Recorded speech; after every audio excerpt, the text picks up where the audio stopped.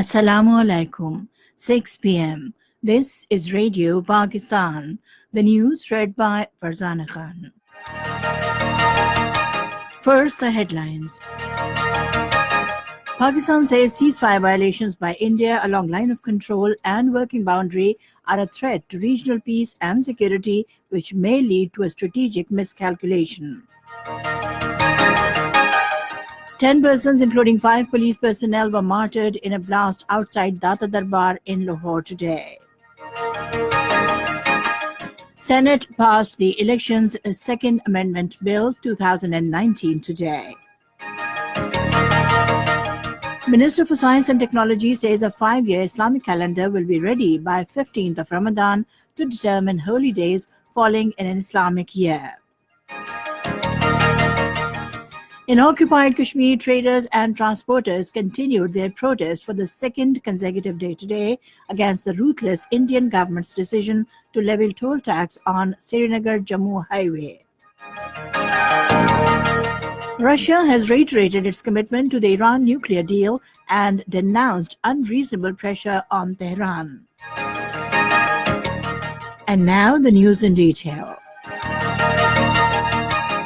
Indian Deputy High Commissioner Gaurav Ahluwalia was summoned to Foreign Office today, and a strong protest was lodged over unprovoked ceasefire violations by the Indian occupation forces along the line of control on Thursday and Sunday last.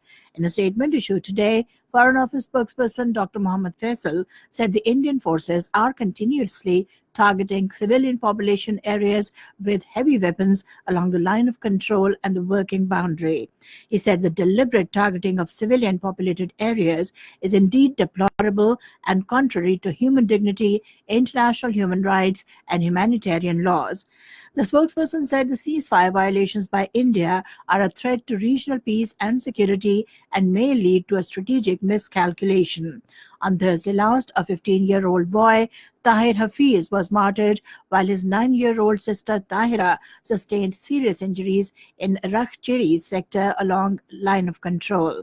2 innocent civilians, including a woman, Nasreen Bibi, and a 12-year-old child, Muhammad Zahid, son of Shabir Ahmed, were martyred, while a woman, Sonia Bibi, sustained injuries in Hot Spring and Kotkotera sectors along line of control on Sunday last. 10 people, including 5 police personnel, embraced martyrdom, while 30 others injured in a blast outside Data Darbar in Lahore today. According to police, injured persons have been shifted to Mayo Hospital. An assistant sub-inspector of police was martyred and 2 constables injured when armed gunmen opened fire on their mobile van in Tangi area of Char Sadda today. Police has started search operation to nab the culprits. The Senate today passed the Elections Second Amendment Bill 2019. The bill was introduced by Minister for Parliamentary Affairs Muhammad Azam Khan Swati. The House will now meet again tomorrow at 11 in the morning. The Senate was informed today that the government has upgraded 30 hospitals for the treatment of drug-resistant TB patients with the financial support of Global Fund for TB.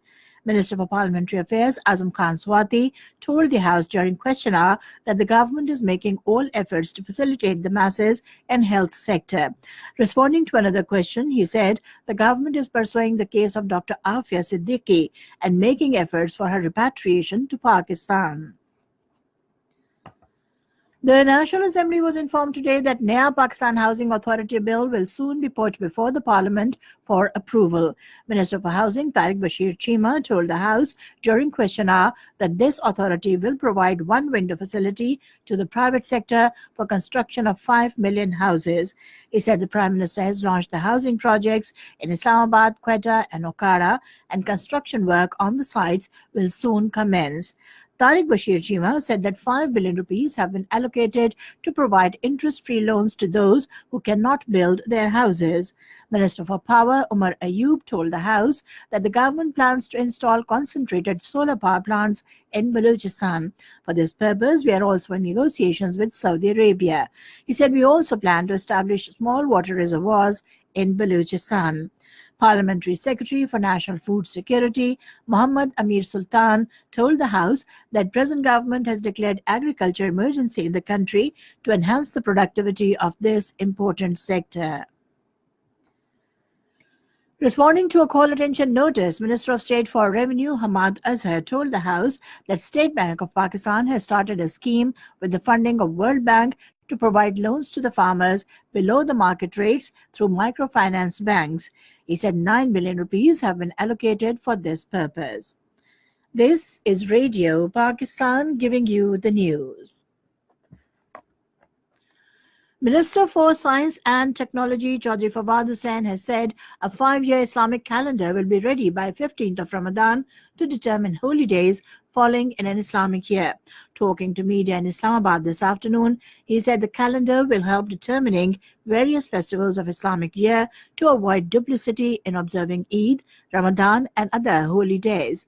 The minister said the proposed calendar will be presented before the Federal Cabinet for further discussions. Chaudhry Fawad Hussain said his ministry has 3 universities that will be tasked to prepare curriculum for science students of schools and colleges. Chaudhry Fawad Hussain said that University of Emerging Sciences will be set up with Chinese help at Prime Minister House, Islamabad. He said that Media University will now be established as a department at National University of Technology, New Tech.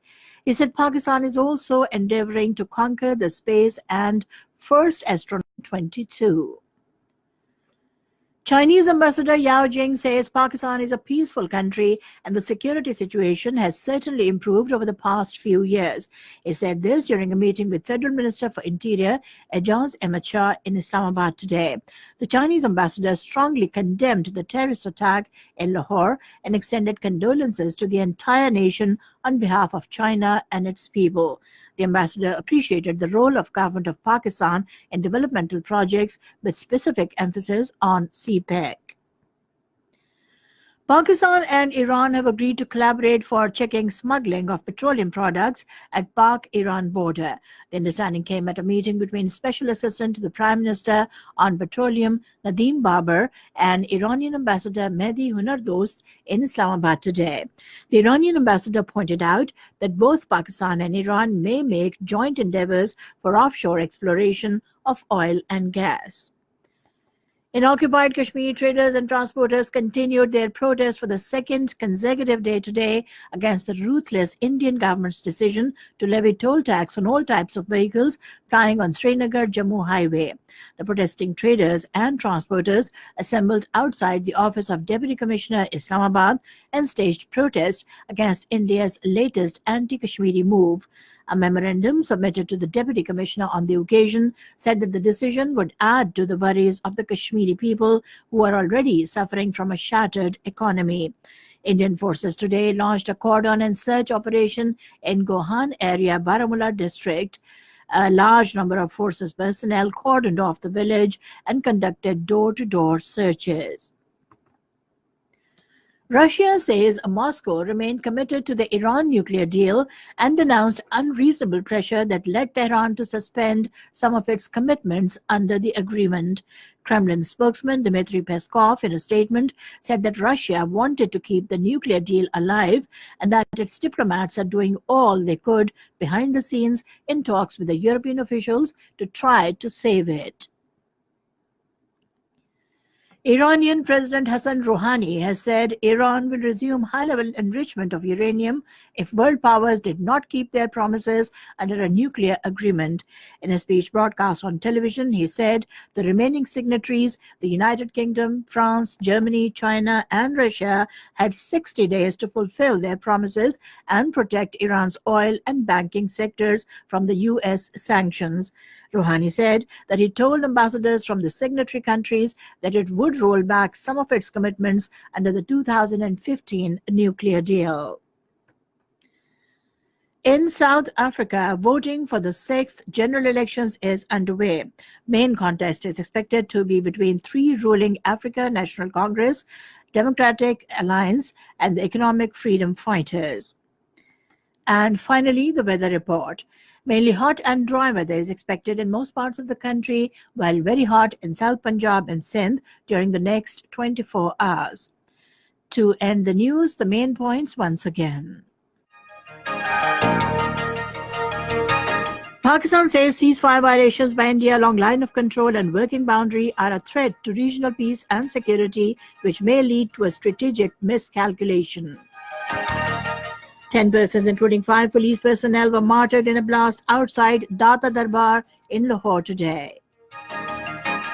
And that is the end of the news. For more news and analyses, log on to our website radio.gov.pk and also watch live video streaming on the link facebook.com/Radio Pakistan News Official.